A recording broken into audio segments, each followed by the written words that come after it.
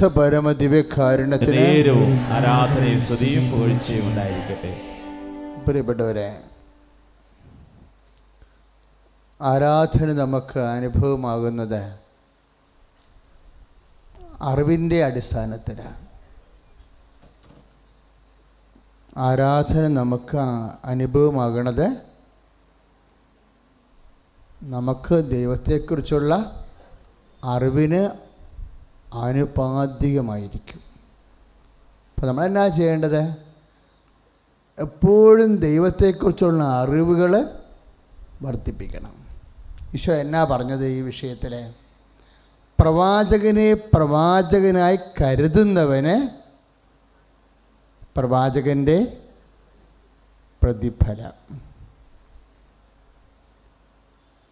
നീതിമാനെ നീതിമാനായി കരുതുന്നവന് നീതിമാൻ്റെ പ്രതിഫലം. എപ്പോഴും എങ്ങനെ കരുതുന്നു അതിനെ അടിസ്ഥാനപ്പെടുത്തിയിരിക്കും. മത്തായിയുടെ സുവിശേഷം 10-ാം അധ്യായം 41-ാമത്തെ തിരുവചനമാണ്. വിശുദ്ധ മത്തായി 10-ാം അധ്യായം 41-ാമത്തെ തിരുവചനം. ഒന്ന് പറഞ്ഞേ. പ്രവാചകനായി കരുതുന്നവന് പ്രവാചകന്റെ പ്രതിഫലം. നീതിമാനെ നീതിമാനായി കരുതുന്നവർക്ക് നീതിമാന്റെ പ്രതിഫലം. അപ്പം എങ്ങനെയാണ് നമ്മൾ ദൈവത്തെ കരുതുന്നത്? അതനുസരിച്ച് ആനുപാതികമായിരിക്കും അതിൻ്റെ പ്രതിഫലം. ഈ ബൈബിളിലെ വിശ്വാസത്തിന് പറയുന്ന വേറെ ഒരു അനോണിമസ് ടേമാണ് അജ്ഞാത വചനം. വിശ്വാസത്തിൻ്റെ തത്സമമായി പറയുന്ന ഒരു ഷാഡോ വേഡ്, നിഴൽ വചനമാണ് ഈ കരുതുക എന്ന് പറയുന്നത്. വിശ്വാസം തന്നെയാണ്. കരുതുക എന്ന് പറഞ്ഞാൽ വിശ്വാസം തന്നെയാണ്. എന്താ അച്ഛൻ എങ്ങനെ പറയുന്നറിയാവോ?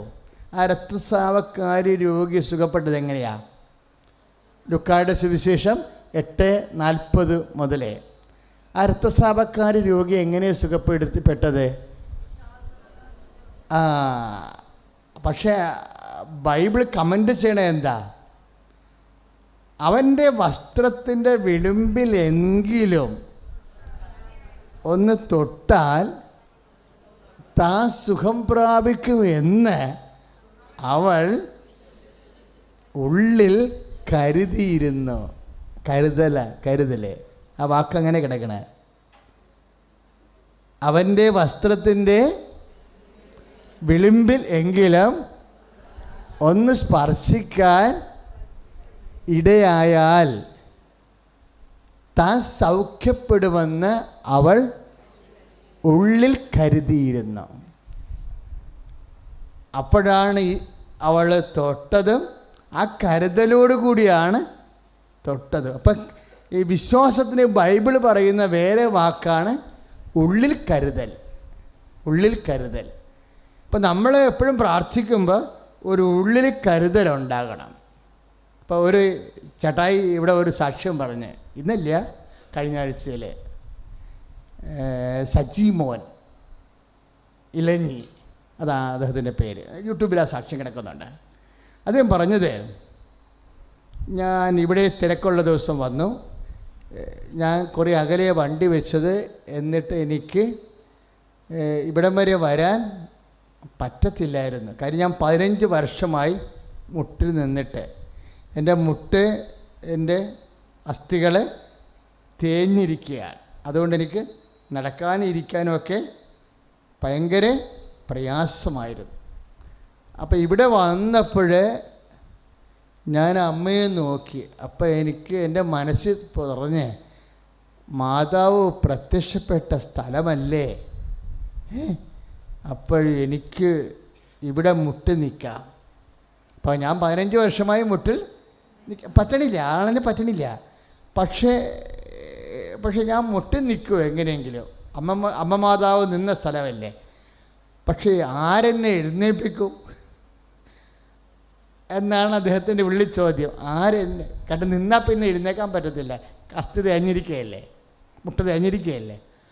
അപ്പോൾ അദ്ദേഹത്തിൻ്റെ മനസ്സിൽ പറഞ്ഞ് അമ്മ എന്നെ എഴുന്നേൽപ്പിക്കും, ആരും എഴുന്നേൽപ്പിച്ചില്ലെങ്കിലും അമ്മ എന്നെ, എന്നിട്ട് എൻ്റെ മാതാവേ എന്നും പറഞ്ഞുകൊണ്ട് ഞാൻ മുട്ടേ നിന്ന്. കുറച്ച് കഴിഞ്ഞപ്പോൾ ഞാൻ തന്നെ മാതാവിനെ വിളിച്ച് എഴുന്നേറ്റെന്ന്. എനിക്കിപ്പോൾ സ്റ്റെപ്പ് കയറാം, നടക്കാം, സ്റ്റെപ്പ് ഇറങ്ങാം, എനിക്കൊരു കുഴപ്പമില്ലെന്ന്. സ്തുതിയുടെ ഹല്ലേലൂയ. കരങ്ങൾ ഉയർത്തിക്കൊണ്ട് സ്തുതിക്കട്ടെ. കർത്താവായ ദൈവമേ, തളർവാദ രോഗിന് കിടക്കേട് നടക്കാൻ കൽപ്പിച്ച ദൈവമേ, കൈകാല് കഴപ്പുള്ളവര്, നടക്കാൻ പറ്റാത്തവരെയും ഡിസ്കിന് അകൽച്ചയുള്ളവരെയും ന്യൂറോ സംബന്ധമായ രോഗത്തിൽ തളർന്നു പോയവരെയും ദൈവ തിരുമുമ്പിൽ സമർപ്പിച്ച് പ്രാർത്ഥിക്കുന്നു. ഹല്ലേലൂയ, ഹല്ലേലൂയ, ഹല്ലേലൂയ, ഹല്ലേലൂയ. കർത്താവേ, അനുഗ്രഹം വർഷിക്കണമേ, സൗഖ്യം വർഷിക്കണമേ. ഹല്ലേലൂയ. പരമ ദിവ്യകാരുണ്യത്തിന് ആരാധനയും സ്തുതിയും പുകഴ്ചയും ഉണ്ടായിരിക്കട്ടെ. അപ്പം കരുതൽ പ്രധാനപ്പെട്ടതാണ്. അദ്ദേഹം എങ്ങനെ മുട്ട നിന്നത്? അമ്മ പ്രത്യക്ഷപ്പെട്ട മണ്ണല്ലേ എന്ന് വിശ്വസിച്ചിട്ടാണ് അങ്ങനെ മുട്ട നിന്നത്. പിന്നെ ആരെന്നെ പിടിച്ചെഴുന്നേൽപ്പിക്കും? അമ്മ എന്നെ പിടിച്ചെഴുന്നേൽപ്പിക്കും. അതും കരുതലാണ്. അതായത് നമ്മളുടെ ജീവിതത്തിൽ എന്തെങ്കിലുമൊക്കെ ഒരു വിഷമം ഉണ്ടാകണത് ദൈവം നമ്മളെ പിടിച്ചെഴുന്നേൽപ്പിക്കാനോ അല്ലെങ്കിൽ ദൈവം നമ്മുടെ ജീവിതത്തിലേക്ക് വ്യക്തിപരമായിട്ട് ഇടപെടാനോ സമയമായി എന്ന അർത്ഥമേ ഉള്ളൂ. പറഞ്ഞ മനസ്സിലായോ? ഇപ്പം നമ്മൾ ദൈവത്തെ വ്യക്തിപരമായിട്ട് കാണാനും തൊടാനും കാലമായെന്നാണ് നമ്മളുടെ ജീവിത പ്രശ്നങ്ങൾ നമ്മളോട് പറയാതെ പറയണത്. കാര്യം ഈ സാക്ഷ്യങ്ങളെല്ലാം കേൾക്കുമ്പോൾ നമുക്കതാണ് മനസ്സിലാവുന്നത്, അല്ലേ? ആ രക്തസ്രാവ രോഗി തന്നെ എന്താ പറഞ്ഞത്? ഉള്ളിൽ കരുതി. അവിടെ ക്ഷീണമില്ലാത്ത കുറേ ആൾക്കാരുണ്ടായിരുന്നു. അവർ കർത്താവിനെ തള്ളിയും ഉരുന്തിയും ഒക്കെയാണ് നടക്കണത്. കാര്യം അത്രയും ഈശോ പുറത്തിറങ്ങുമ്പോൾ പട്ടാളം പോലെ ആളായിരിക്കും, തിക്കലാക്കും തിരക്കായിരിക്കും. പക്ഷേ എത്ര തിക്കും തിരക്കും ഉണ്ടായാലും പുറമേ കരുതണമല്ല, ഉള്ളിൽ കരുതണതാണ് വിശ്വാസം, അനുഭവം വരണത്. ഉള്ളിൽ കരുതണം എന്ന് പ്രാർത്ഥിച്ചേ. കർത്താവേ, മർക്കോസിന്റെ സുവിശേഷം 9:24 അടിയൻ പ്രാർത്ഥിക്കുന്നു. കർത്താവേ, ഉള്ളിൽ കരുതലായ വിശ്വാസത്തെ എന്നിൽ വർദ്ധിപ്പിക്കണമേ. അപ്പം വിശ്വാസം ഉള്ളിൽ കരുതലാണ്. പക്ഷേ കരുതൽ കുറേ സമയം ചെല്ലുന്തോറും കൂട്ടിക്കൂട്ടി വരണം. കരുതലിന് അങ്ങനെ ഒരു, വിശ്വാസത്തിന് അങ്ങനെ ഒരു പ്രശ്നമുണ്ട്. എന്താ? വിശ്വാസം ഇങ്ങനെ ആകാശം പോലെ വളരും. വിശ്വാസത്തിന് ഒരു ഇത്ര വരെ വളരാൻ പറ്റുമെന്നില്ല. വിശ്വാസത്തിന് എത്ര വേണമെങ്കിലും വളരാൻ പറ്റുമെന്നറിയുമ്പോഴാണ് നമ്മുടെ വിശ്വാസം ചെറുതാണെന്ന് നമുക്ക് തോന്നിപ്പോണത്. വിശ്വാസത്തിൻ്റെ ഇപ്പോൾ ഒരു ഫിലോപ്പിയ അല്ലേ, നമ്മൾ കാണുന്ന മത്സ്യമാണ്. ഞാൻ കാമരാജ് യൂണിവേഴ്സിറ്റി ചെല്ലുമ്പോൾ അവിടെ ഒരു നരിമീനാണ് കിടക്കുന്നത് പരീക്ഷണശാലയിൽ. ഒരു മലയാളി കന്യാസ്ത്രീയാണ് അതിൻ്റെ ജനറ്റിക് എൻജിനീയറിങ് മോണിറ്റർ ചെയ്യണത്. ഞാൻ പറഞ്ഞു, സിസ്റ്റർ ഇത് നരിമീനാണ്. അപ്പോൾ സിസ്റ്റർ പറഞ്ഞ് ഇത് തിലോപ്പിയയാണെന്ന് പറഞ്ഞു. അപ്പോൾ തിലോപ്പിയ നമുക്കറിയാം എന്തുമാത്രം ഉണ്ടത്, ഒരു 30 സെൻറ്റിമീറ്റർ മാക്സിമം, അത്രയേ ഉള്ളൂ. അപ്പോൾ ഫിലോപ്പിയയിൽ നരിമീൻ്റെ ജീൻസ് എടുത്ത് ഇൻകൾക്കേറ്റ് ചെയ്തിട്ട് ജനറ്റിക് എൻജിനീയറിങ് വഴി പരീക്ഷണശാലയിൽ ആ മത്സ്യത്തെ ജനിപ്പിക്കുക. അപ്പോൾ നരിമീൻ പോലെ ഏതാണ്ട് 6 അടി 7 അടിയായിട്ടാണ് ഫിലോപ്പിയ വളരണത്. അത്രയും വലിയ ഫിലോപ്പിയാണ് പരീക്ഷണശാലയിൽ. ഇതുപോലെ നമ്മൾ പലപ്പോഴും വിശ്വാസം എടുക്കണത്, ബൈബിളിൽ പല ആൾക്കാരുടെ വിശ്വാസമുണ്ട്. അതിലേറ്റവും എനിക്കിഷ്ടപ്പെട്ട വിശ്വാസം, ബൈബിളിൽ ഏറ്റവും നല്ല വിശ്വാസം, നമുക്ക് ജീൻസ് എടുക്കാവുന്ന വിശ്വാസമുണ്ട്. മേരി മാഗ്ഡലിൻ്റെ വിശ്വാസം വല്ലാത്ത ഒരു ജീൻസാണത്. മേരി മാഗ്ഡലിൻ അവർ കല്ലറയെ വന്നതിന് ശേഷം നിങ്ങൾ യൂട്യൂബ് നോക്കിയ മേരി മാഗ്ഡലിൻ്റെ അവസാന കർത്താവിൻ്റെ കല്ലറയെ വരുന്ന ഭാഗങ്ങളുണ്ട്. അവർ തിരിച്ചു പോകത്തില്ല, അവരെ കരഞ്ഞുകൊണ്ടിരിക്കും അവിടെ. അപ്പോൾ നമ്മൾക്ക് കാണാം വേറെ 2 പേര് വരും. ആരാണ്? പത്രോസ് വരും, ആദ്യം യോഹന്നാൻ വരും. കല്ലറയെ വാതിക്കൽ നിൽക്കും, കല്ലറ വാതിക്കൽ നിൽക്കും, അകത്തോട്ട് കിടക്കത്തില്ല. പേടികൊണ്ടാണെന്ന് നമുക്കറിയത്തില്ല. യോഹന്നാൻ വലിയ വർത്തമാനമൊക്കെ പറഞ്ഞ ആളാണ്, യേശു സ്നേഹിച്ചിരുന്ന ശിഷ്യൻ എന്നൊക്കെ പറയുന്ന ആളാണ്. പക്ഷെ കല്ലറയുടെ വാതിക്കൽ വരുമ്പോൾ എവിടെ ഒരു പമ്മൽ ചെറുതായിട്ട് അങ്ങ് നിൽക്കും. നമ്മൾ ഭയങ്കരമായ വ്യാഖ്യാനമൊക്കെ പറയും. എന്താണ്? പത്രോസ് വരാൻ കാത്തു നിന്നതാണ്, പത്രോസാണ് പ്രധാനി, പത്രോസാണ് കർത്താവിൻ്റെ ഉയർത്തെഴുന്നേൽപ്പ് സ്ഥിരീകരിക്കേണ്ടയാൾ. സൈദ്ധാന്തികമായിട്ടൊക്കെ അങ്ങനെ പറയാം. പക്ഷേ യോഹന്നാൻ നിന്നു വന്നുള്ളത് പ്രത്യേകതയാണ്. പക്ഷെ പിന്നാലെ വന്ന പത്രോസ് അകത്ത് കയറി എന്നാണ് പറയണത്. അപ്പോൾ ഇവിടെ 2 പേരുടെയും ഇവർ ഒരുമിച്ചോടിയ ആൾക്കാരാണ് അല്ലേ? കല്ലറയിലേക്ക് ഒരുമിച്ചോടിയ ആൾക്കാരാണ്. ആമയും മുയലിൻ്റെ ഓട്ടംപുരി ആയിപ്പോയി. വിശ്വാസത്തിനൊരു ഘട്ടം വന്നപ്പോൾ യോഹന്നാൻ അറച്ചകത്ത് വടിവാതിക്കൽ നിൽക്കും. പിന്നാലെ വന്ന പത്രോസ് എന്തുകൊണ്ടാണ്? യോഹന്നാൻ സാധാരണ മനുഷ്യൻ്റെ പ്രവണത എന്താണ്? ഒരുത്തൻ പോയി നിന്ന് കഴിഞ്ഞാൽ അവൻ്റെ പുറകിലല്ലേ വന്ന് നിൽക്കേണ്ടത് അടുത്ത ആൾ, ഇല്ലേ? സാധാരണ മനുഷ്യൻ്റെ പ്രവണത എന്താണ്? ഒരുത്തൻ പോയി ഒരു സ്ഥലത്ത് നിന്നാൽ പുറകെ ഒരുമിച്ച് വന്നവർ അവൻ നിന്ന് പോയാൽ പിന്നെ പിന്നാലെ വന്ന ആൾ അവൻ്റെ പുറകിലേ നിൽക്കത്തുള്ളൂ. പത്രോസ് നിൽക്കത്തില്ല. പിന്നാലെ വന്ന പത്രോസ് അകത്ത് കയറിയ. അപ്പോൾ വിശ്വാസം മാറി. അപ്പോൾ പത്രോസിൻ്റെ വിശ്വാസം യോഹന്നാൻ്റെ വിശ്വാസം ആ ഒരു പോയിന്റിൽ വെച്ച് യോഹന്നാനേക്കാൾ പത്രോസ് ലീഡ് ചെയ്തു. അതാണ് വിഷയം. വിശ്വാസത്തിന് അങ്ങനെ പ്രശ്നമുണ്ട്. ഏതെങ്കിലും ഒരു ജംഗ്ഷനിൽ വന്ന് ചിലപ്പോൾ നിൻ്റെ വിശ്വാസം നിന്ന് പോകും.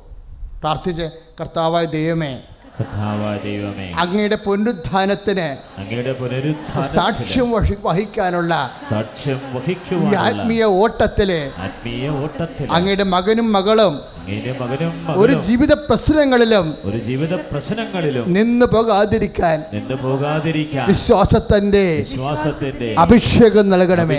ശ്രുതികട ഹല്ലേലൂയ. കരങ്ങൾ ഉയർത്തിക്കൊണ്ട് ശ്രുതിക്കട്ടെ. കർത്താവായ ദൈവമേ, വിശ്വാസം മന്ദീഭവിച്ചവരെ സമർപ്പിച്ച് പ്രാർത്ഥിക്കുന്നു. കർത്താവേ, അബ്രഹാത്തിന്റെ വിശ്വാസം ഞങ്ങൾക്ക് നൽകണമേ. ഏലിയായ്ക്ക് നൽകിയ വിശ്വാസീഷ്ഠത ഞങ്ങൾക്ക് നൽകണമേ. പ്രവാചകർക്ക് നൽകിയ വിശ്വാസീഷ്ഠത, അപ്പോസ്തലന്മാർക്ക് നൽകിയ വിശ്വാസം ഞങ്ങളിൽ പകരണമേ. കരങ്ങൾ ഉയർത്തി ശക്തമായി സ്തുതിക്കട്ടെ. പരിശുദ്ധ പരമദിവ്യകാരുണ്യത്തിന് ആരാധനയും സ്തുതിയും പുകഴ്ചയും ഉണ്ടായിരിക്കട്ടെ. പിന്നാലെ വന്ന പത്രോസ് അകത്ത് കയറി, കണ്ട് വിശ്വസിച്ചു. അതാണ് യോഹന്നാൻ്റെ സുവിശേഷം 20:8. പിന്നാലെ വന്ന പത്രോസ് അകത്ത് കയറി. അവൻ്റെ വക്കുശീല അവിടെ കിടക്കുന്നതും തലയിലെ തൂവാല വക്കുശീലയോടുകൂടി അല്ലാതെ ഒരു മൂലക്ക് ചുരുട്ടി വെച്ചിരിക്കുന്നതും അവൻ കണ്ടു. എന്താ കാര്യം? തലയിൽ പൊതിഞ്ഞിരുന്ന തൂവാല അതിങ്ങനെ ഈശോൻ്റെ ബോഡി അങ്ങ് ട്രാൻസ്ഫിഗറായിപ്പോയി. പുനരുദ്ധാനത്തിൽ ഈശോ പ്രകാശരൂപനായി മാറിയപ്പോൾ ആ ബോഡി, ആ വക്കസ് പൊതിഞ്ഞ തുണിയെല്ലാം കൊക്കൂൺ പോലെ ആയിപ്പോയി. കൊക്കൂൺ എന്ന് പറഞ്ഞാൽ എന്താ? ഈ പക്കി പറന്നു പോയി കഴിഞ്ഞാൽ അതിൻ്റെ മുട്ട അവശേഷിക്കത്തില്ലേ? നമുക്ക് കാണാൻ പറ്റുമല്ലോ അല്ലേ? അതുപോലെ തലയ്ക്ക് ചുരുട്ടി വെച്ചിരിക്കുന്ന തൂവാല അതുപോലെ തന്നെ അതിൻ്റെ അഴിക്കൽ മാറാതെ ചുരുട്ടിയ പടി മൂലക്കിരിക്കണത് കണ്ടു. അപ്പോഴാണ് വചനം പറയണത്, അവൻ ഉയർത്തെഴുന്നേറ്റെന്ന് പത്രോസ് കണ്ട് വിശ്വസിച്ചു. എന്നിട്ട് പിന്നെ എന്നാ ചെയ്തു? പത്രോസ് തിരിച്ചുപോയി. വിശ്വസിച്ചു, പക്ഷേ തിരിച്ചുപോയി. അപ്പോൾ തിരിച്ചു പോകാതെ ഒരാൾ അവിടെ അവശേഷിച്ച്. ആരാണത്? Mary Magdalene. അതും വിശ്വാസമാണ്. യോഹന്നാൻ്റെ ഒരു വിശ്വാസമുണ്ട്, പത്രോസിൻ്റെ വേറെ വിശ്വാസമുണ്ട്. ഇപ്പം വേറെ ഒരാളുടെ വിശ്വാസം. അവൾ കരഞ്ഞുകൊണ്ട് തന്നെ രണ്ടാമത് എഴുന്നേറ്റ് കല്ലറയിലേക്ക് ചെന്നു. കർത്താവിൻ്റെ പുനരുത്ഥാനത്തോട് ഓരോ ശിഷ്യന്മാരുടെ പ്രതികരണങ്ങൾ വളരെ ഹൃദ്യമാണ് ബൈബിൾ അവതരിപ്പിക്കുന്നത്. മേരി മാഗ്ഡലിൻ കരഞ്ഞുകൊണ്ട് കല്ലറയുടെ വാതിക്കൽ നിന്നു.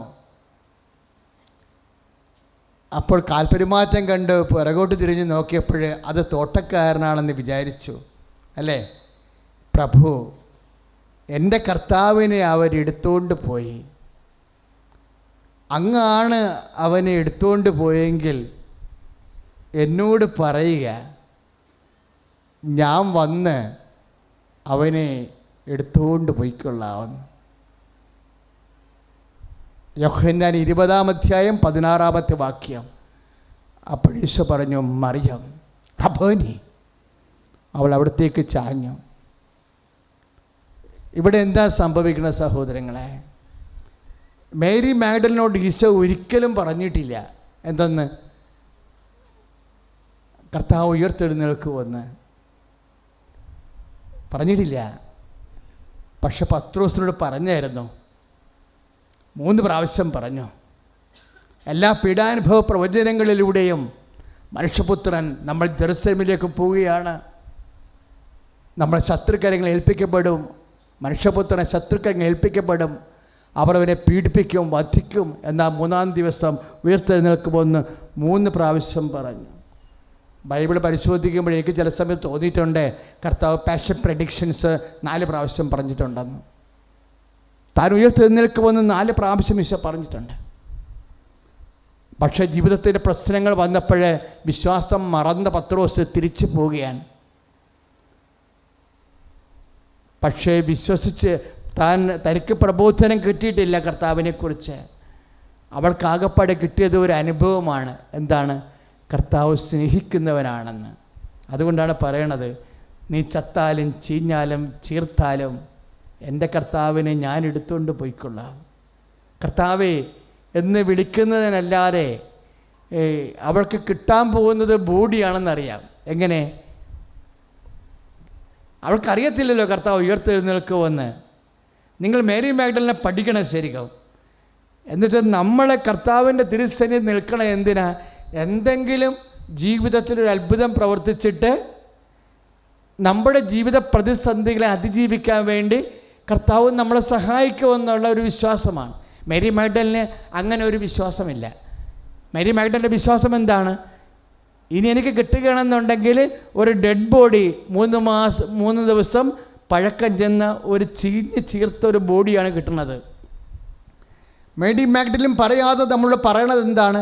കർത്താവേ, ഞാൻ നിന്നെ അന്വേഷിക്കണത്, ഞാൻ നിന്നെ തിരക്കണത് നിന്നെക്കൊണ്ട് എന്തെങ്കിലും കാര്യം കാണാൻ കഴിയുമെന്നല്ല, നീ എനിക്ക് കിട്ടിക്കഴിഞ്ഞാൽ എനിക്ക് ബാധ്യതയായി മാറുമെന്ന് എനിക്കറിയാം. കാര്യം എന്താ? നിന്നെ രണ്ടാമത് കൊണ്ടുപോയി ഞാൻ മാന്യമായി കുഴിച്ചിടണം. നീ എനിക്ക് കിട്ടുകയാണെങ്കിൽ, എനിക്ക് തിരിച്ച് കിട്ടുകയാണെങ്കിൽ നീ എനിക്ക് ബാധ്യതയായി മാറും. ഞാനെങ്ങനെ ഓർക്കും ചില സമയത്ത്, മേരി മാഗ്ഡലിൻ ഇവിടെ പത്രോസില്ല, പൗലോസില്ല, പത്രോസില്ല, യോഹന്നാനില്ല, ആരുമില്ല. ഇവിടെ ഒറ്റ പെണ്ണാണ്.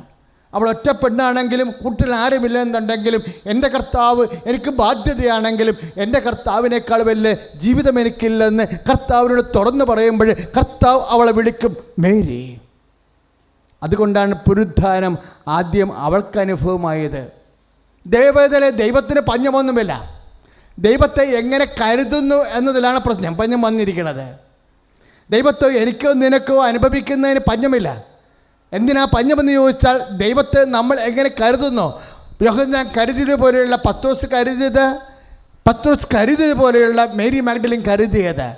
മേരി മാഗ്ഡലിൻ്റെ കരുതൽ വിശ്വാസം മാത്രമല്ലേ ഉള്ളത്, പിന്നെ എന്താണ്? ബാധ്യതകളെ ഏറ്റെടുക്കാൻ വേണ്ടി മാത്രമുള്ള സ്നേഹമുണ്ട്. വിശ്വാസം എന്നത് മേരി മാഗ്ഡലിൻ്റെ ഭാഷയിൽ പറഞ്ഞാൽ, അവൻ്റെ ഭാഷ്യം പറഞ്ഞാൽ, വിശ്വാസം എന്നത് ദൈവത്തിൻ്റെ ബാധ്യതകളെ സ്വയം ഏറ്റെടുക്കാനുള്ള സ്നേഹത്തിൻ്റെ പേരാണ് വിശ്വാസം. കൈ അടിച്ചു കർത്താണ്. മേരി മാഗ്ഡലിന്റെ ജീവിത വിശുദ്ധിയും വിശ്വാസ തീഷ്ണതയും ഞങ്ങൾക്ക് നൽകണമേ. മാതാപിതാക്കളെ രോഗികളായിട്ടുള്ളവരെ, ബാധ്യതയായി കരുതുന്നവരെ സമർപ്പിക്കുന്നു. കർത്താവേ, ജീവൻ ശവം പോലെ കിടക്കുന്നത് അവരെ ബാധ്യതയെ കണ്ടവരെ സമർപ്പിക്കുന്നു. കരങ്ങൾ ഉയർത്തിക്കൊണ്ട് സ്തുതിക്കട്ടെ. കർത്താവായ ദൈവമേ, ഞങ്ങളുടെ കുടുംബങ്ങളിൽ കഴിയുന്നവർ ബാധ്യതകളായി വിശ്വാസവിശുദ്ധിയോടുകൂടി അവരെ ഏറ്റെടുക്കാൻ ഞങ്ങൾക്ക് കരുത്ത് പകരണമേ. നിറഞ്ഞ വിശ്വാസത്തിന്റെ വിശുദ്ധി ഞങ്ങൾക്ക് നൽകണമേ. Hallelujah, hallelujah. ഇപ്പോഴെന്നെ അവസാനം ഈശോ പറഞ്ഞത് വിശ്വാസം എന്നത് ഒന്ന് പറഞ്ഞേ. വിശ്വാസം എന്നത് ദൈവത്തിന്റെ ബാധ്യതകളെ ഏറ്റെടുക്കാനുള്ള സ്നേഹത്തിന്റെ പേരാണ്. ഇതൊക്കെ നമ്മൾ ഒരുമിച്ച് പഠിക്കുക അല്ലേ? എനിക്കും അറിയാൻ പാടില്ല, നിങ്ങൾക്കും അറിയാൻ പാടില്ല. ഇപ്പൊ കർത്താവ് പറയുമ്പോഴാണ് മനസ്സിലാക്കണത്. എന്നാ വിശ്വാസം എന്നത്? ഒന്ന് പറഞ്ഞേ. വിശ്വാസം എന്നത് ദൈവത്തിന്റെ ബാധ്യതകളെ ഏറ്റെടുക്കാനുള്ള സ്നേഹത്തിന്റെ പേരാണ്. അതാണ് നമ്മൾ ഈ കാരുണ്യ പ്രവൃത്തി ചെയ്യണത്. ഞാൻ പറഞ്ഞില്ലേ, മാതാപിതാക്കന്മാരെ കുളിപ്പിക്കണം എന്ന് പറഞ്ഞില്ലേ, രോഗികളെ സന്ദർശിക്കണമെന്ന് പറഞ്ഞില്ലേ, ഉടമ്പടി നമ്മൾ ചെയ്യണത് എന്താ? അതാ ചെയ്യണത്. ഇപ്പോൾ ഒരു ഉടമ്പടി നമ്മൾ എന്താ ചെയ്യണത്? ദൈവത്തിൻ്റെ ബാധ്യതകളാണ്. ദൈവത്തിൻ്റെ ബാധ്യതകൾ എന്ന് പറഞ്ഞാൽ എന്താ മക്കളെ? ദൈവത്തിൻ്റെ വചനങ്ങളാണ് നമ്മുടെ ബാധ്യതകൾ അല്ലേ? നിൻ്റെ ശത്രുവിനെ സ്നേഹിക്കാൻ പറഞ്ഞാൽ നമുക്ക് ബാധ്യതയല്ലേ?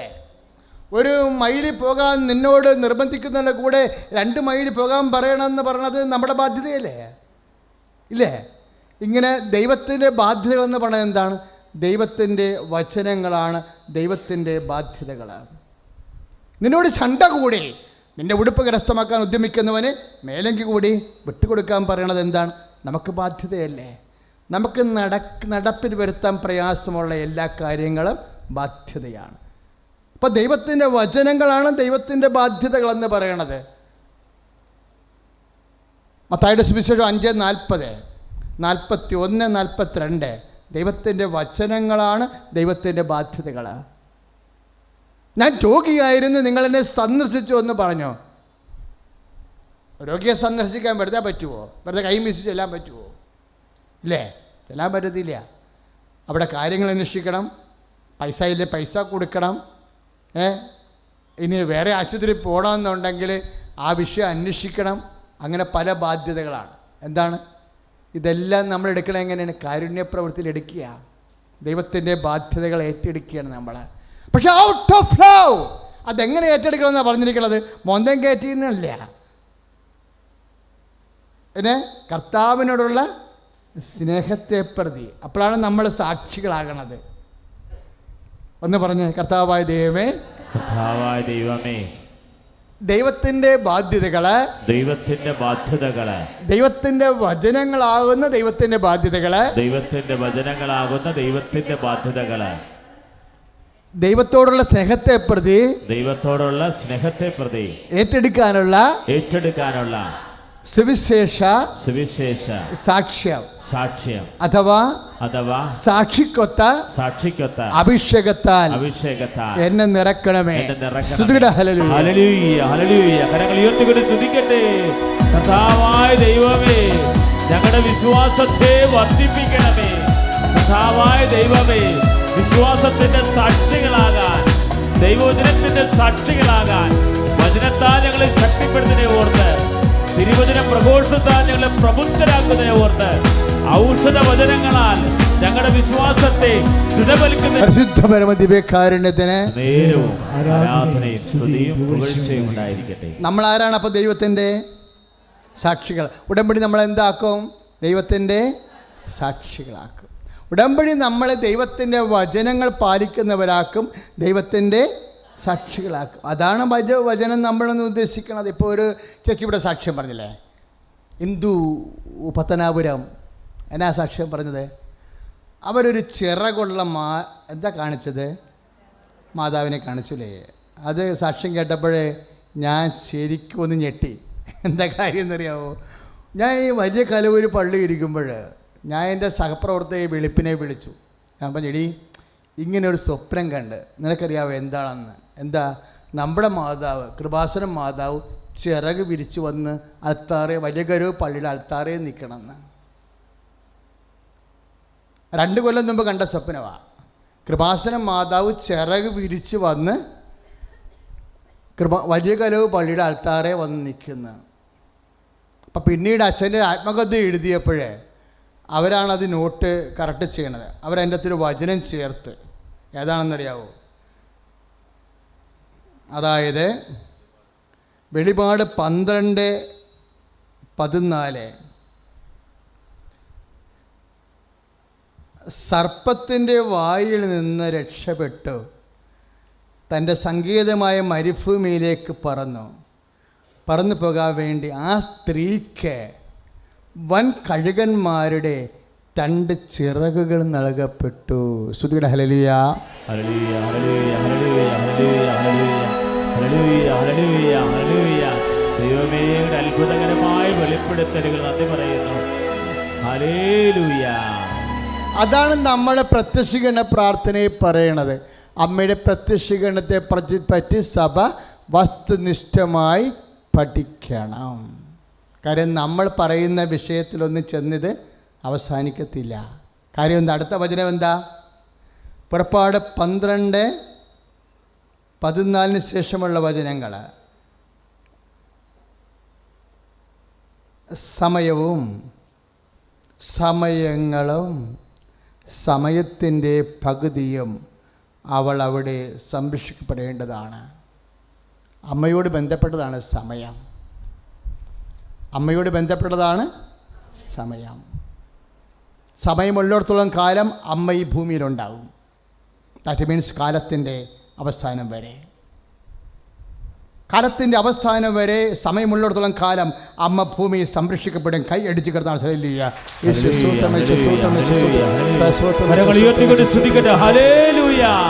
അമ്മേ, പരിശുദ്ധ ദൈവമാതാവേ, സമയ സന്ദർഭങ്ങൾ അധികാരമുള്ള അമ്മേ, ഞങ്ങളുടെ ജീവിത വിഷയങ്ങളെ മുഴുവനും സമർപ്പിച്ച് പ്രാർത്ഥിക്കുന്നു. അനുഗ്രഹം വർഷിക്കണമേ.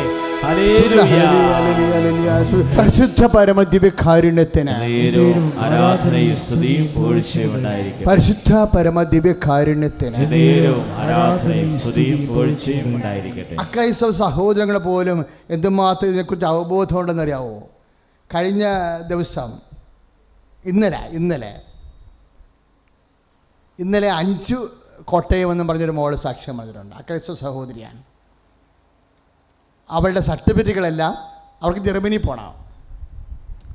പക്ഷേ സർട്ടിഫിക്കറ്റുകളെല്ലാം ഈ ജർമ്മനി പോകുന്നതിൻ്റെ പ്രോസസ്സിങ്ങിൽ അവളുടെ സർട്ടിഫിക്കറ്റുകളെല്ലാം യൂണിവേഴ്സിറ്റിയിലും പല സ്ഥലങ്ങളിലുമൊക്കെ ഇരിക്കുക. അപ്പോൾ പെട്ടെന്ന് വിസ പ്രോസസ്സിങ്ങിന് ഡേറ്റ് ബാർ ചെയ്തിരിക്കുകയാണ്. ആ സർട്ടിഫിക്കറ്റ് വരാൻ കാര്യം ചിലപ്പോൾ 6 മാസം എടുക്കും. പഞ്ചു പറഞ്ഞത് എന്താണെന്ന് വെച്ച് കഴിഞ്ഞാൽ, ഞാൻ ഉടമ്പടി ചെയ്തിട്ട് വിശ്വസിച്ചു. എന്ത് വിശ്വസിച്ചു? എൻ്റെ അമ്മയ്ക്ക് സമയത്തിൻ്റെ മേൽ അധികാരമുണ്ടെന്ന് ഞാൻ വിശ്വസിച്ചു. എൻ്റെ അമ്മയ്ക്ക് ഞാൻ ഉടമ്പടി ചെയ്തപ്പോൾ എൻ്റെ അമ്മയ്ക്ക് സമയത്തിൻ്റെ മേൽ അധികാരമുണ്ടെന്ന് ഞാൻ വിശ്വസിച്ചു. അങ്ങനെ വിശ്വസിച്ച് ഞാൻ പ്രാർത്ഥിച്ചപ്പോൾ 6 മാസം കൊണ്ട് കിട്ടേണ്ട സർട്ടിഫിക്കറ്റ് എനിക്ക് ഒരാഴ്ച കൊണ്ട് കിട്ടിയെന്ന്. സുധിയുടെ ഹല്ലേലൂയ. യേശുവേ കർത്താവേ, സ്തുതിച്ച് പ്രാർത്ഥിക്കുന്ന കർത്താവേ, സമയത്തിന്റെ വിശ്വസിക്കുന്ന കർത്താവേ,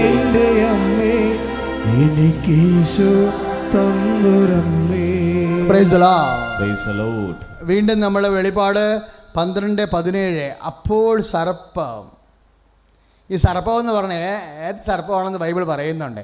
ഏത് സർപ്പമാ? പുറപ്പാട് 12:9 ഒരു സർപ്പമുണ്ട്. ഏതാണത്?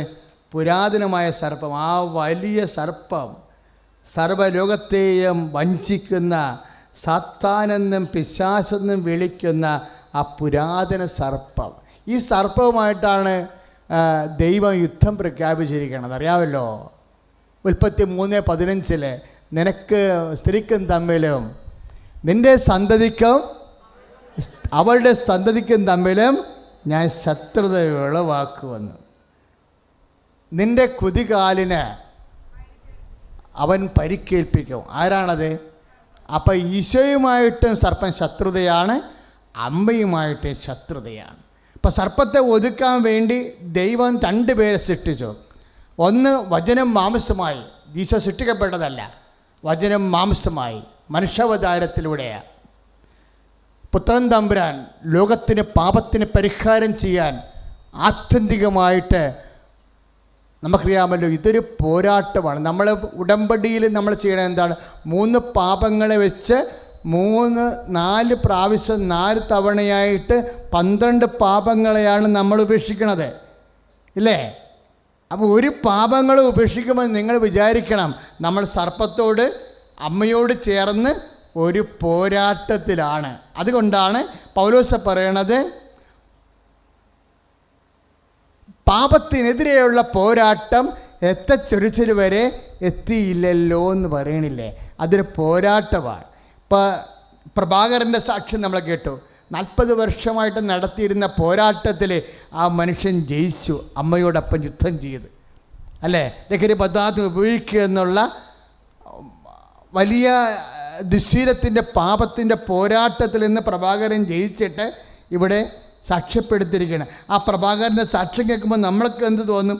കർത്താവേ, ഞങ്ങളും പോരാട്ടമാണ്. അമ്മേ, ഈ പോരാട്ടത്തിൽ പ്രഭാകരനെ പോലെ ജയിക്കാൻ ഞങ്ങളെയും സഹായിക്കണമേ. സ്തുതിയുടെ ഹല്ലേലൂയ. ഹല്ലേലൂയ. കരങ്ങൾ ഉയർത്തിക്കൊണ്ട് സ്തുതിക്കട്ടെ. കർത്താവേ, തീരാരോഗത്തുള്ള പോരാട്ടങ്ങള്, മദ്യപാന ലഹരി വസ്തുക്കളുടെ പോരാട്ടങ്ങള്, വിട്ടുമാറാത്ത തഴക്ക ശീലങ്ങളോടുള്ള പോരാട്ടങ്ങള്, അതിനോടുള്ള പ്രാർത്ഥനകള്, മാതാപിതാക്കളുടെ കണ്ണുനീരുകള്, കർത്താവെ ഉടമ്പടിയിൽ സമർപ്പിച്ച നിയോഗങ്ങള് എല്ലാം കർത്താവിന് സമർപ്പിക്കുന്നു. കർത്താവെ, പുറപ്പാട് 14:14 അങ്ങ് ഞങ്ങൾക്ക് വേണ്ടി യുദ്ധം ചെയ്യണമേ.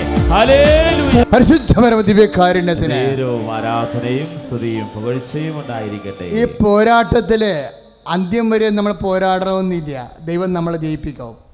നമ്മളൊന്ന് പോരാടാൻ തീരുമാനിച്ചാൽ മതി. നമ്മളൊന്ന് പോരാടാൻ തീരുമാനിച്ചാൽ മതി. ബാക്കി എന്താ? ബാക്കി ദൈവം നമ്മളെ സഹായിക്കും. ഇപ്പോൾ ഒരു സാക്ഷ്യം നമ്മൾ കേട്ടില്ലേ? കണ്ണൂർ കണ്ണൂരുകാരത്തെ ചേച്ചി സാക്ഷ്യം പറഞ്ഞില്ലേ? അവിടെ 2 മക്കൾ സെമിനാരിലാണെന്ന് പറഞ്ഞില്ലേ? അപ്പോൾ ഒരു മകന് കന്നഡ അറിയാം, ഒരു മകന് കന്നഡയ്ക്ക് 4-5 മാർക്ക് കിട്ടുന്നുള്ളായിരുന്നു പറഞ്ഞു. അപ്പോൾ അവരെന്നാ ചെയ്തത്? അമ്മയോടൊത്താണ് ആ പരിമിതിയെ പോരാടുന്നത്. ഇപ്പം എന്നാ അവർ പറയണത്? അവസാനം ആ സാക്ഷ്യം പറഞ്ഞ് എന്നെ അവസാനിപ്പിച്ചിരിക്കണത് 4-5 മാർക്കാണ് കിട്ടിക്കൊണ്ടിരുന്നത്. പക്ഷേ ഉടമ്പടി ചെയ്ത് അമ്മയോടൊത്ത് ആ വിഷയത്തെ അഭിമുഖീകരിച്ച് കഴിഞ്ഞപ്പോൾ നമ്മുടെ പരിമിതിക്കേട് നമ്മൾ പോരാടുമ്പോൾ കൂടെ ദൈവവും പോരാടുകയാണ്. അതാണ് നമ്മൾ ജയിക്കണത്. ഇപ്പോൾ കന്നഡയ്ക്ക് മാർക്ക് വന്നപ്പോൾ ക്ലാസ് മാർക്കായി. ഇപ്പോൾ എന്നാ പറ്റണത്? എന്ത് സംഭവിച്ചിരിക്കണത്? അവർ ചോദിക്കണ ഇതാണ്, കന്നഡയിൽ ജനിച്ച് വളർന്ന് കന്നഡ പഠിച്ച കുഞ്ഞുങ്ങളും തോറ്റിരിക്കുക, എന്നിട്ടും ഉടമ്പടി ചെയ്ത മകൻ കന്നഡയ്ക്ക് ജയിച്ചു. ആ സാക്ഷ്യം ഞാൻ കേട്ടപ്പോഴേ എൻ്റെ മനസ്സിൽ വന്നത്, സിംഹക്കുട്ടികളെ ഇര കിട്ടാതെ വലഞ്ഞേക്കാം, എങ്കിലും ദൈവമായ കർത്താവെ അങ്ങനെ ആശ്രയിക്കുന്നവർക്ക് ഒന്നിനും കുറവുണ്ടാകത്തില്ല.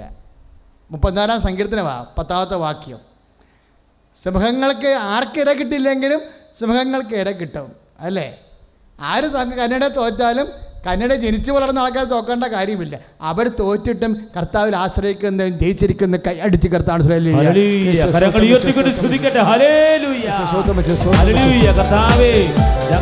ആശ്രയിക്കുന്ന കർത്താവേ, വചനങ്ങളിൽ വിശ്വസിക്കാം.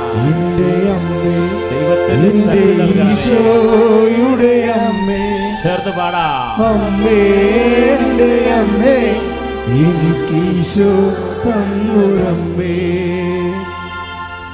പരിശുദ്ധ പരമ ദിവ്യകാരുണ്യത്തിന്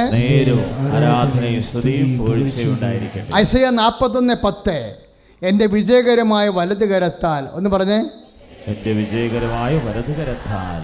I uphold you in my victorious right hand. എൻ്റെ വിജയകരമായ വലതുകരത്താൽ, എൻ്റെ വിജയകരമായ വലതുകരത്താൽ ഞാൻ നിന്നെ ചേർത്ത് നിർത്തി. ഉടമ്പടി പാലിക്കുമ്പോൾ നമ്മൾ ദൈവത്തോട് ചേർത്ത് നിർത്തപ്പെടുകയാണെന്ന് ഓർക്കണം. ആരെയാണ് ദൈവം ചേർത്ത് നിർത്തണത്? ചിറകുള്ള മാതാവ്. അതിനനുസരിച്ച് സർപ്പങ്ങളുമായിട്ടുള്ള പോരാട്ടം, ഇല്ലേ? ആ ചിറകുകൾ നൽകപ്പെടുന്നത് എന്താണ്? വിജയത്തിൻ്റെ ചിറകുകളാണ്. സർപ്പത്തിൻ്റെ പോരാട്ടത്തിൽ നിനക്ക് ദൈവം ചിറകുകൾ നൽകും. ആ ചിറക് നൽകണത് എന്താ? നിനക്ക് കന്നഡയ്ക്ക് പാസ് മാർക്ക് പോലും കിട്ടത്തില്ല എന്നുണ്ടെങ്കിൽ പറന്നു പോകാനുള്ള ചിറകുകൾ നൽകപ്പെടുന്നതാണ്. കൈ അടിച്ച് കർത്താവ് ഹല്ലേലൂയ. കരങ്ങൾ ഉയർത്തിക്കൊണ്ട് സ്തുതിക്കട്ടെ. ഹല്ലേലൂയ. കർത്താവേ, ജീവിത പ്രതിസന്ധികളെ തരണം ചെയ്യാൻ. അപ്പൊ പോരാട്ടം അവസാനം വരെ കേട്ടോ. ഉടമ്പടി എടുക്കുന്നത് തന്നെ ഒരു പോരാട്ടത്തിനുള്ള തയ്യാറെടുപ്പാണ്. കാര്യം ഈ സ്ത്രീയുടെ കൂടെ എപ്പോഴും അഭിമുഖീകരിക്കാൻ വേണ്ടി സർപ്പം എപ്പോഴും ഇവരെ പ്രതിരോധത്തിലാക്കിക്കൊണ്ട് പോരാടിക്കൊണ്ടിരിക്കും. അതുകൊണ്ടാണ് ഈ ഉടമ്പടിയുടെ ഓരോ ഘട്ടങ്ങളിലും നമ്മളൊരു പോരാട്ടത്തിലാണ്. ഓരോ പോരാട്ടം ആത്മാർത്ഥമാകും തോറും ചിറകുകൾ നൽകപ്പെട്ടുകൊണ്ടേയിരിക്കും. അടഞ്ഞ കമ്പനി തിരിച്ച് വിളിച്ചില്ലേ? ഒരു ദുബായ് കമ്പനി പൂട്ടിയവരെ പുറത്താക്കിയപ്പോൾ വന്ന് ഉടമ്പടി ചെയ്തപ്പോൾ അന്ന് തന്നെ വേറെ കമ്പനിയിൽ ചിറകുകൾ നൽകപ്പെടുകയാണ്. നിനക്കിനി മൂവ്മെൻ്റ് ഇല്ലാത്ത സമയത്ത് നിൻ്റെ കഴിവ് കൊണ്ട് ഇനി ജീവിക്കാൻ പറ്റാത്ത രീതി കടമായി പോയി ജോലി നഷ്ടപ്പെട്ടു പോയാൽ you will get wings. നിനക്ക് ചിറകുകൾ നൽകപ്പെടും. കൈയടിച്ച് കർത്താവ്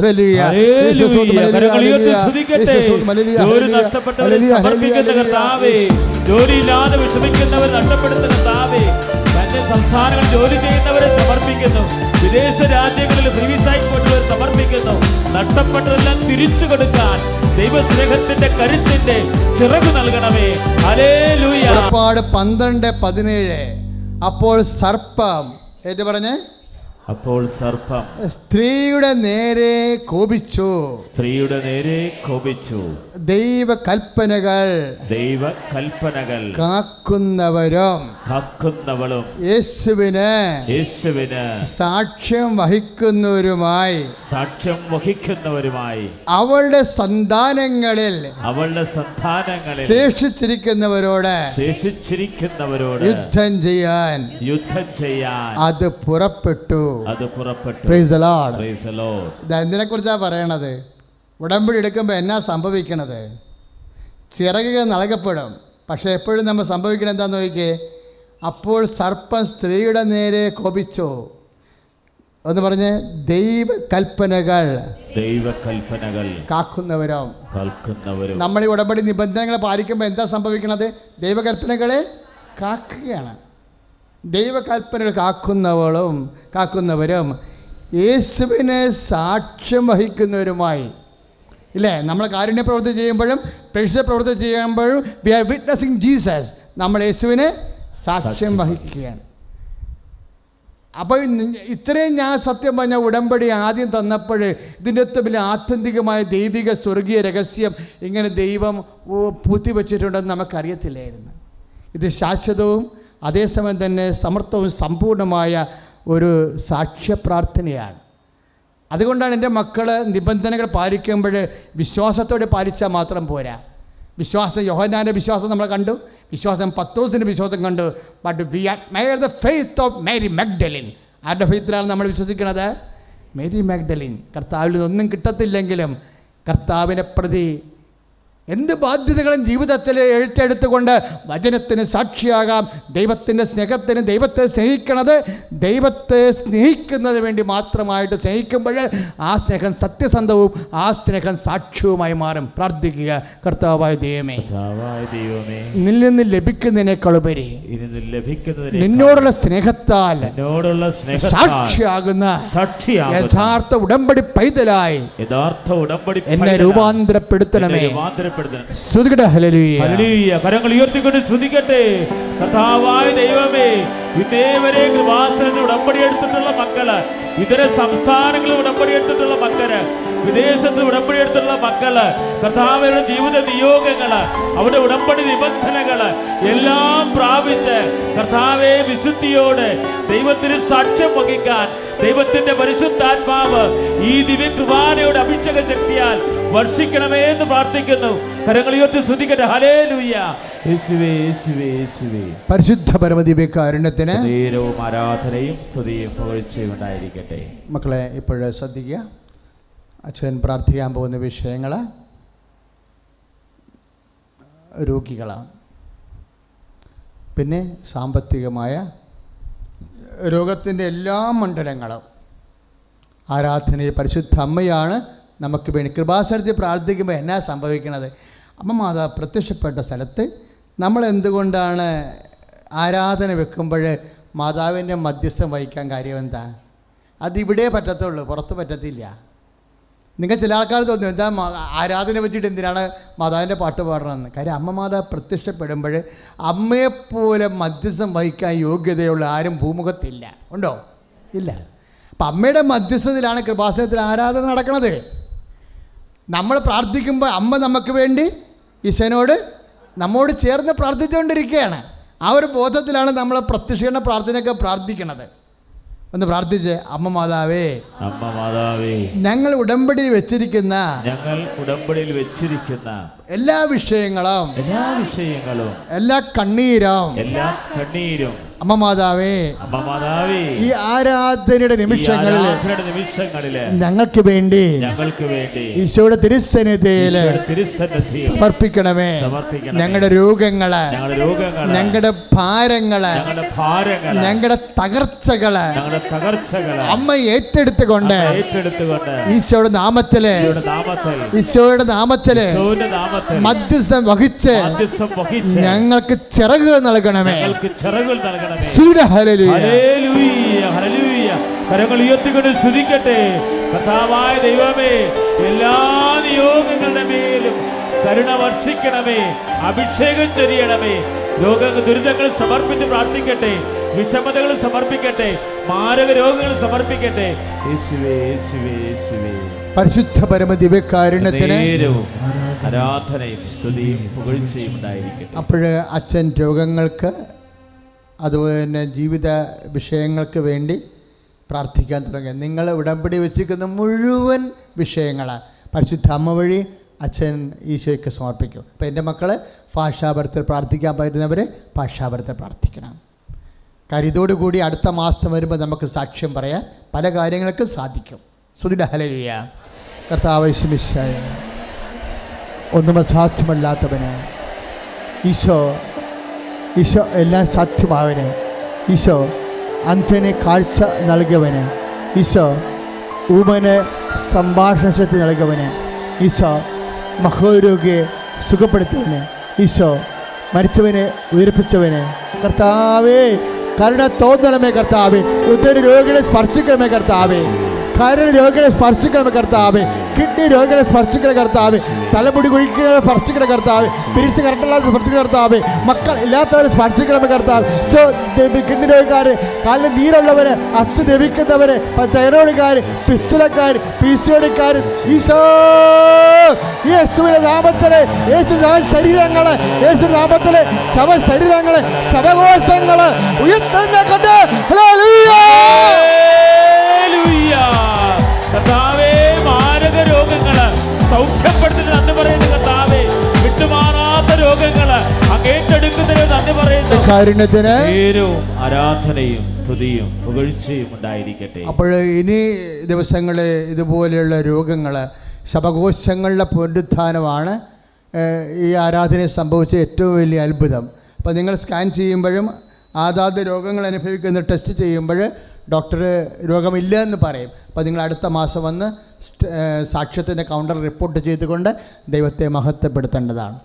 ഇപ്പോഴും നമ്മൾ പ്രാർത്ഥിക്കാൻ പോകുന്ന ജോലിയില്ലാത്തവരെ, വീടില്ലാത്തവരെ, സ്ഥലം ഇല്ലാത്തവരെ, ബിസിനസ് തകർന്നവർ, വരുമാന മാർഗമില്ലാത്തവരെ, കുടുംബ തകർച്ച വന്നവർ, ഭാര്യ ഭർത്താക്കന്മാർ അകന്ന് താമസിക്കുന്നവർ, മക്കൾ ഇല്ലാത്തവർ, വിവാഹ തടസ്സക്കാർ, വഴിയില്ലാത്തവർ, വെള്ളമില്ലാത്തവർ, സാങ്കേതികമായ ദുരിതങ്ങളുള്ളവർ, വിദേശ ജോലിക്ക് വേണ്ടി ശ്രമിക്കുന്നവർ, നൈപുണ്യ പരീക്ഷകൾ, യോഗ്യതാ പരീക്ഷകൾ, പരീക്ഷ എഴുതിയവർ, റീവാലുവേഷൻ കൊടുത്തവർ, എല്ലാ പരീക്ഷ ഫലങ്ങളുടെ മേൽ കർത്താവിൻ്റെ കരുണ ചൊരിയാൻ വേണ്ടി സ്തുതിയുടെ ഹല്ലേലൂയ. കരങ്ങൾ ഉയർത്തിക്കൊണ്ട് സ്തുതിക്കട്ടെ. ഹല്ലേലൂയ.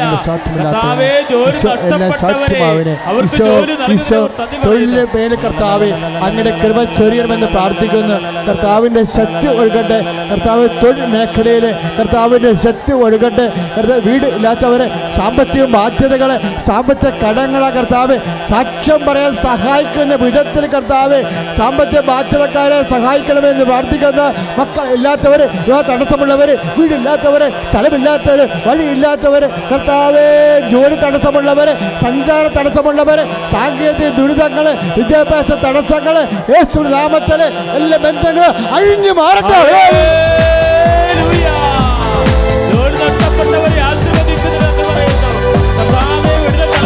വലിച്ചിലുള്ള ശരീരഭാഗങ്ങൾ ബാലൻസ് ചെയ്യപ്പെടുന്ന മെസ്സേജാണുള്ളത്.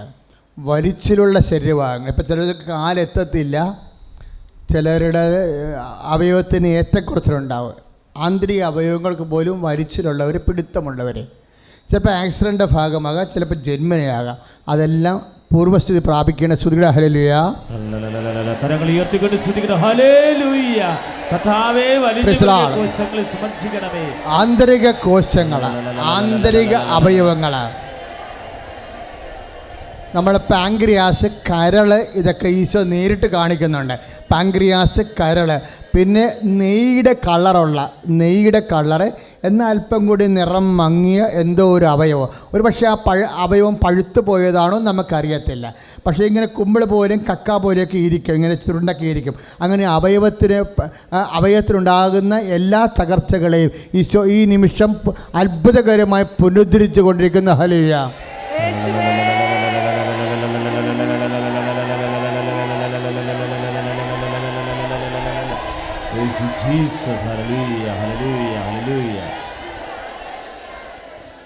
ബീജത്തിന് ഓട്ടമില്ലെന്നുള്ളതാണ് ടെക്നിക്കൽ ഡിഫക്ട്സ് ഡോക്ടർ പറഞ്ഞിരിക്കുന്നത്.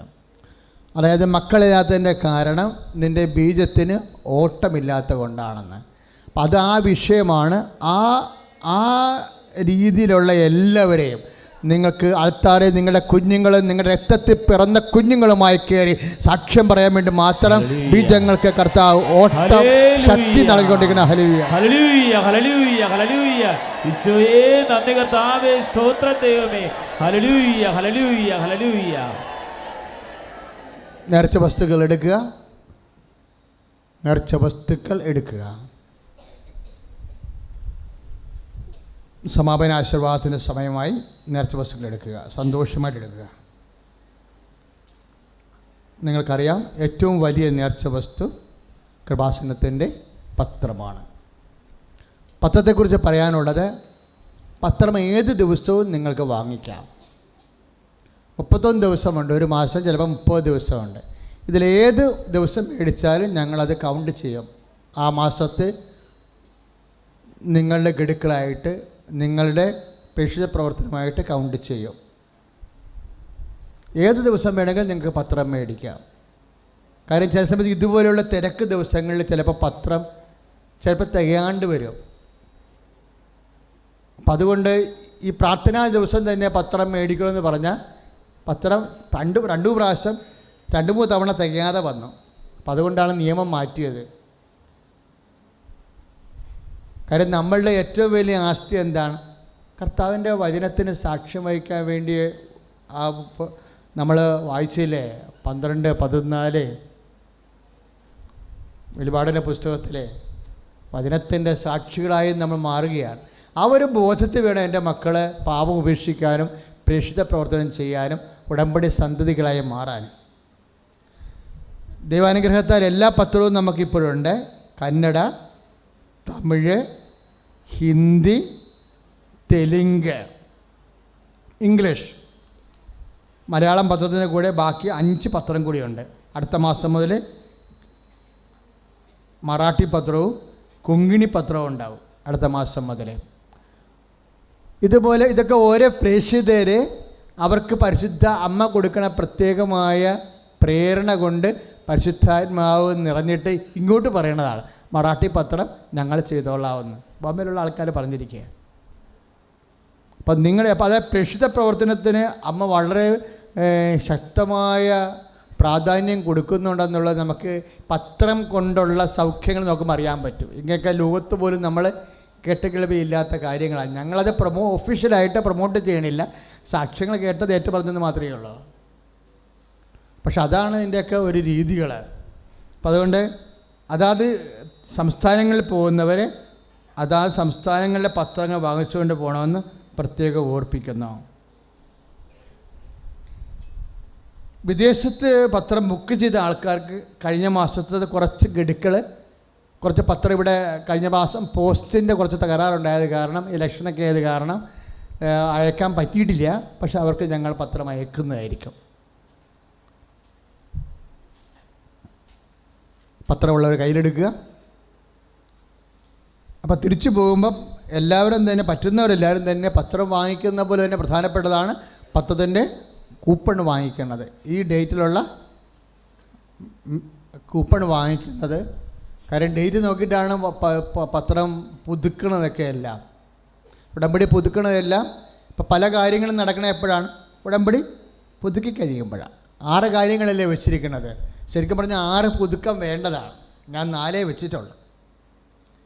അടുത്ത കൊല്ലം ഉടമ്പടി ആകുമ്പോൾ 6 പുതുക്കമാകും മിക്കവാറും.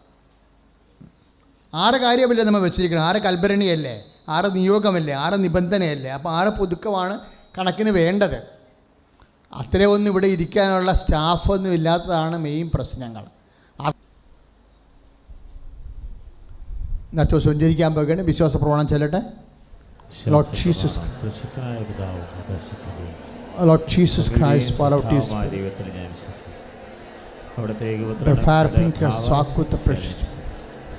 Lord Jesus Christ, Father of His Spirit, the fire fingers walk with the precious. Lord Jesus Christ, Father of His Spirit,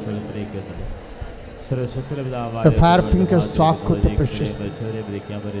And with the authority of the Catholic Church, with the power of Jesus Christ, with the merit of the Holy Priesthood, I bless the Holy Service. Those who will have grace and peace and power. ഉടമ്പടി ചെയ്യാത്തവർ നേർച്ച വസ്തു ഉപയോഗിക്കേണ്ടത് ഒരു വിശ്വാസ പ്രമാണം 7 സ്വർഗസ്ഥനായതും 7 ധനം നിറഞ്ഞ മറിയമാണ്. ഉപ്പ് ഉപയോഗിക്കേണ്ടത് പരുവിലും കുരുവിലും പുറത്ത് ഉപയോഗിക്കാം, ഭക്ഷണത്തിൽ ഒരു നുള്ളു ഉള്ളിൽ ഉപയോഗിക്കാം. എല്ലാം വിശ്വാസ പ്രമാണം ചൊല്ലി. കരങ്ങൾ ഉയർത്തിപ്പിടിക്കട്ടെ. നേർച്ച വസ്തുക്കൾ ഉയർത്തിട്ട് പത്രമത്തെ കർത്താവ് നിങ്ങളെ ആശീർവദിക്കാൻ പോവുകയാണ്. ഇരുകരം ഉയർത്തിക്കൊണ്ട് കർത്താവിന് വിളിച്ചപേക്ഷിക്കുന്നു. അതിന് കാഴ്ച കൊടുത്ത ദൈവം, ജോബിന്റെ ജീവിത പ്രതിസന്ധിയിൽ വേലി കെട്ടി സംരക്ഷിച്ച ദൈവം, മാരകമായ രോഗങ്ങൾ സുഖപ്പെടുത്തിയ ദൈവം ഇതാ നിങ്ങളെ ആശീർവദിക്കുകയാണ്. കരങ്ങൾ ഉയർത്തി യേശുവേ എന്ന് വിളിക്കട്ടെ. യേശുവേ, യേശുവേ. കർത്താവേ, തീരാവ്യാധിയിൽ കഴിയുന്നവര്, ഇപ്പോൾ വിദൂരങ്ങളിൽ നിന്ന് പ്രാർത്ഥിച്ച് ജീവിത നിയോഗങ്ങൾ സമർപ്പിക്കുന്നവര്, കർത്താവേ ആശീർവദിക്കുന്നതിനെ ഓർത്ത് നന്ദി പറയുന്നു. മാരക രോഗം കഴിയുന്നവര്, ആശുപത്രിയിൽ കഴിയുന്നവര്, ഉടമ്പടിയിൽ സമർപ്പിച്ചിട്ടുള്ളവര് എല്ലാവരെയും ആശീർവദിക്കുന്നതിനെ ഓർത്ത് നന്ദി പറയുന്നു. കർത്താവേ, യേശുവേ സ്തോത്രം, യേശുവേ നന്ദി, യേശുവേ ആരാധന. ഹല്ലേലൂയ. ശിരസ് നമിച്ച് പരിശുദ്ധ പരമ ദിവ്യകാരുണ്യ ഈശോയ്ക്ക് ആരാധനയും സ്തുതിയും പുകഴ്ചയും പരിശുദ്ധ പരമ ദിവ്യകാരുണ്യ ഈശോയ്ക്ക് ആരാധനയും സ്തുതിയും